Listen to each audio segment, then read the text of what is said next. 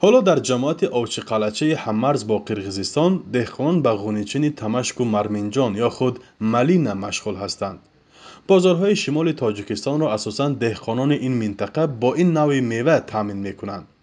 ولی باغداران میگویند به فرق از سالهای گذشته با مشکلی‌های دچار شده‌اند.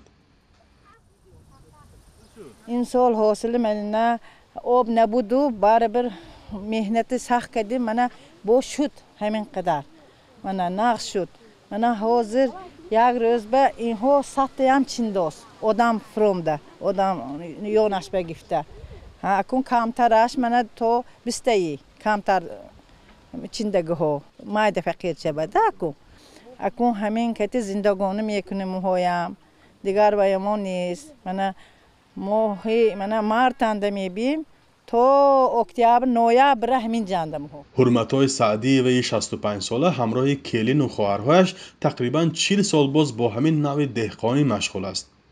وی میگوید از بین شاخه های پرخار نهال تمشک گرفتن حاصل خیلی سنگین است و فایده زیاد هم نمیبینند.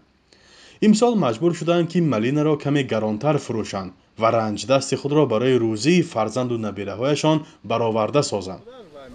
دور امسال قیمت شد اکون نمیدانم که فایدهش همه اکون امسال به جدا قیمت شد من وای کو قیمت شد که داره هر سال اینقدر قیمت نبود امسال داره قیمت شد اکون اوقات میخواهد دور میخواهد این اوقات میخواهد همون قشلاق گران آمده اخلاطای اوقات میانزن نباشه نمیشدی.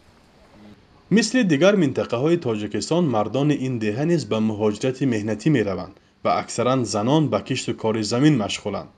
آنها موافق به توان خود در زمین اساساً به آبشکاری و پرورش بوته میوگی ها مشغولند.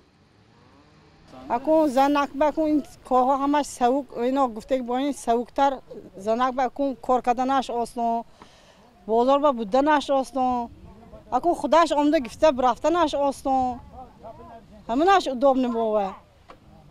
در جماعت اوچی قلچه تقریباً حولی نیست که در آن تمشک یا خود ملینا پرورش نکنند و اقلیم این منطقه برای پرورش بوته میوگی ها مساعد است. ولی باغداران اینجا میگویند رنج چند ماه نارسایی آب را همکنون در ماه ایون و موسم جمع‌آوری حاصل احساس میکنند. زمین های کشاورزی این جماعت مرزی ناحیه باباجان غفوروف اساساً طریق کانال خواجه باقرگان آبیاری می شود و سرچشمه آب نوشاکه و پالیزی ساکنان و کشاورزان از قرغیزستان است. ماه‌های اپریل مارت به دلیل محدودیت‌های آبدهی جانب کشور همسایه آنها تنقیصی آب نوشاکی و پالیزی داشتند. فرزان محمدی، رادیو آزادی، ناحیه باباجان غفوروف.